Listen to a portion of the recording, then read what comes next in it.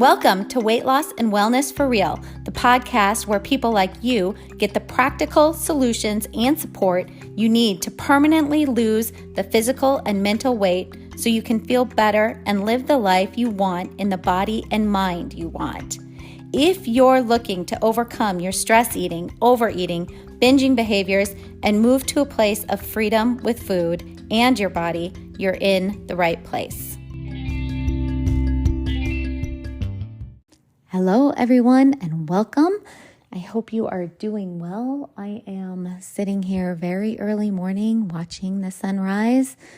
I have my kitty Zola asleep on my lap, drinking coffee, talking to you. Doesn't get much better. I hope you're also having a good moment. If not, at least you're listening to this podcast, which in my world is a positive thing. All right. Well, let's move on. Today's episode delves into the art of saying no to yourself when it comes to food. And yes, saying no when it comes to food, actually saying no in general, really is an art form. And because saying no is an art, that means it is a creative process, a process that you willingly participate in by creatively trying different ways of saying no until you find what works best for you. If you've battled with overeating, emotional eating, binge eating, overweightness, you've likely tried to say no to food numerous times. You've felt the urge, promised yourself, I won't do it this time, and yet found yourself giving in to the binge or the overeat. And while the constant battle wears you down, you end up saying yes. And perhaps there have been days when you adamantly said no to food only to cave in and say yes to something by day's end. By the way, that was always me. I had really strong discipline, and I don't even know if it was discipline, but ways of saying no throughout the day. But by the end of the day, I threw everything out the window. It was a screw it moment. The problem lies in the way that you're saying no. You're stuck in a tug of war between yes and no, but you're not saying no effectively. So we're going to get into the rest of this episode how to say no effectively and in a way that is kind and compassionate with yourself. So keep listening.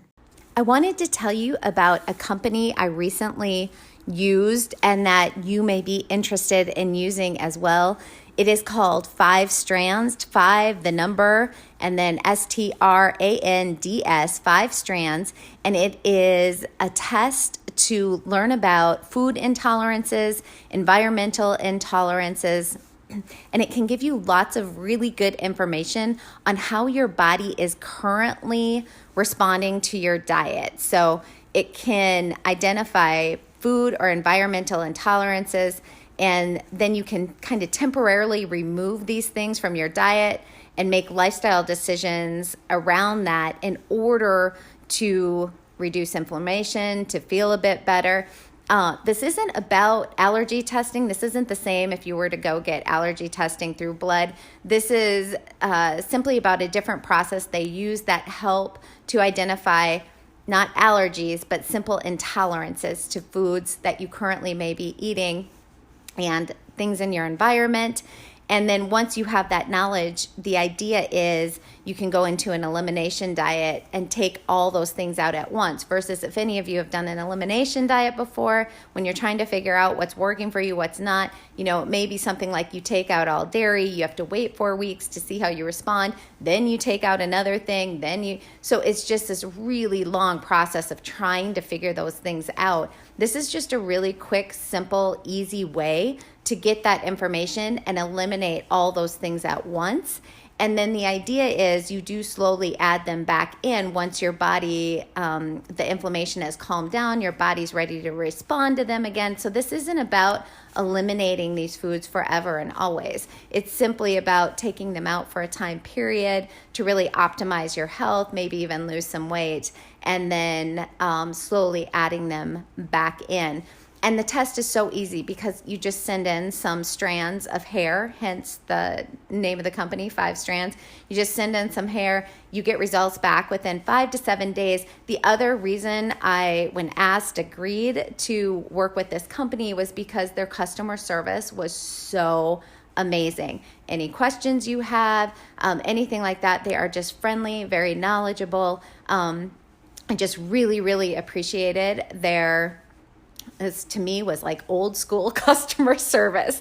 So they're a great company.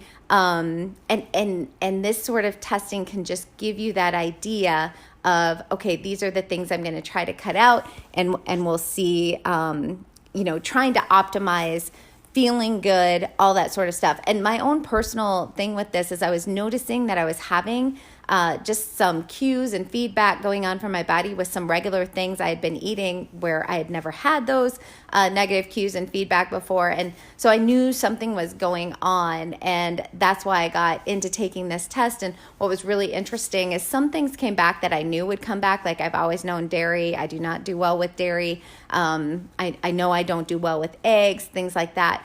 But I really found some of the results fascinating. Like, there were certain proteins that I was used to eating every single day that I'm highly, right now, currently in my lifestyle, intolerant to, and other proteins that were just fine. So that helped me adjust to what I'm eating right now. Another thing that was really interesting is I always thought I was really intolerant to red wine, but was fine with all clear alcohol, like vodka, all that kind of stuff. And actually, according to this, all clear alcohol is not good, but I am totally cool with red wine. So things like that were really, really fascinating to me, and also just helped me create sort of this elimination diet plan for about 6 weeks that I'll be doing, and just gave me all the information in one shot. So I highly, highly recommend them if you are looking to optimize your health. It's a quick and easy test to just get more information. I really do hope you give it a try. I just believe more knowledge about our bodies and how they are working is such a key in gaining that optimal health. So if you want to give them a try, you can head over to 5strands.com. Again, it's the number 5 and then STRANDS.com. And when you go to check out, put in my name, Heather Heinen, HEYNEN, and you're going to get a nice discount. The problem lies in the way you are saying no. You're stuck in a tug of war between yes and no, but you're not saying no effectively. And a part of you is a resounding yes. You see that food as a source of pleasure, comfort, a way to quell emotions, or an escape from intrusive thoughts. You want that pleasure. You want that distraction. Given its allure, simply saying no to that food is far from easy. When you tell yourself no and then perceive it as deprivation, you're setting yourself up for failure. Deprivation arises when you declare, I can't have it. The word can't inherently triggers feelings of deprivation. So rather than feel deprived, you say yes and indulge in the food. You avoid the discomfort of deprivation. And additionally, you steer clear of the discomfort of indecision. Being caught in a limbo between yes and no is incredibly uncomfortable. It's unsettling to be confused, uncertain, and unsure of the right course of action. This inner turmoil literally creates tension in the body, and this often leads to opting for the easiest solution to find relief: eating to end the dilemma, eating to end the tension. It's uncomfortable to feel deprived, uncomfortable to grapple with indecision, and uncomfortable to say no to something you genuinely desire. And here's the core issue. We must desire to say yes more than we desire to say no. And that's when yes can triumph. To successfully say no to yourself without it feeling like an exhausting battle or deprivation, you must genuinely desire to say no. You want to become the kind of person who can confidently say no, because saying yes all the time has led to the disordered eating cycle. Food is constantly available, and the option to eat presents itself repeatedly throughout all of our days. Saying yes to everything won't lead to feeling great. Deep down, you know this. You understand the consequences of saying yes when you're not hungry or already full. It doesn't end well. However, we're often fixated on the immediate pleasure, overlooking the long-term outcomes. It's crucial to intentionally, on purpose, consider your future self's perspective and what they genuinely want for you.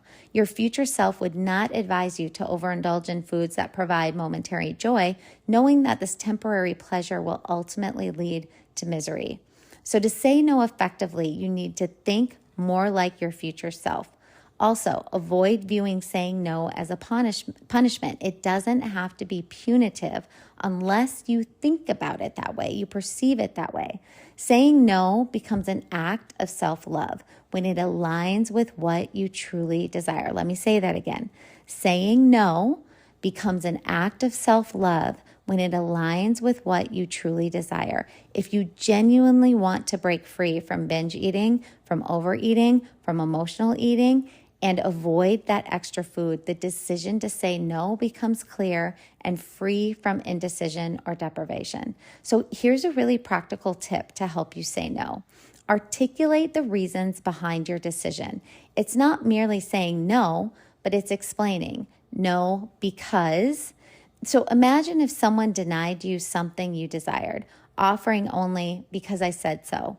You would likely ask for reasons. Similarly, when you desire a food but decide to say no, you need compelling reasons to support your choice. You need to remind your brain, remind yourself of these compelling reasons to support that choice. Your reasons for saying no should outweigh the reasons for saying yes. For instance, okay, consider my recent experience with cookies. Yes, it is always cookies for me. My brain suggested having another one, emphasizing how good it would taste.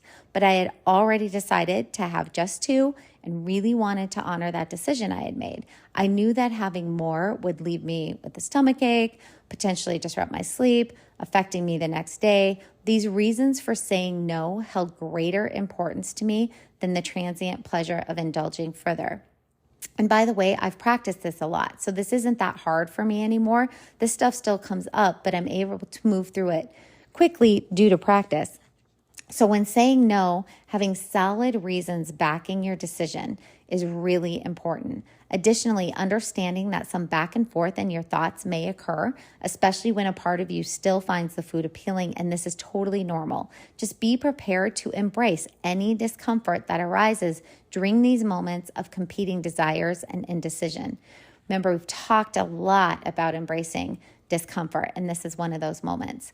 Saying no doesn't have to result in deprivation. It can be an affirmative statement of self-love aligned with your true desires.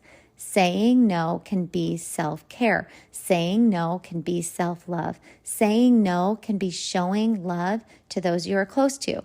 Because if you're constantly physically feel like crap because of overeating, or you feel shame and guilt from overeating, you're not going to be awesome for the people around you. I mentioned this one because I know there's a bunch of you out there that right now don't feel worthy enough to do something for self-love or self-care. So we need to motivate you first by getting you adopting this concept of saying no out of love for those you care about. And lastly, I'd like to emphasize the significance of investing in yourself to overcome your difficult relationship with food and your body. Consider saying yes to working on saying no as an act of self-love and self-care. By saying no to excess food, you are saying yes to self-improvement, you are saying yes to reaching your goals, and yes to enhancing your health and well-being. It's a choice that leads to a brighter, healthier future. All right, remember to embrace self-love, self-care by making choices that align with your true desires, your true values. We will talk soon. Did you know you can find a lot more help from me on my website? Go to heatherheynen.com. Heynen is spelled Heynen, and get in touch with questions on all things I offer, like online courses for overeating, weight loss, goal attainment, and also my coaching and counseling services. Just a reminder that this podcast represents my own opinions. The content here should not be taken as medical advice. The content here is for educational and informational purposes only. Please consult your doctor or healthcare professional for any individual medical questions you may have.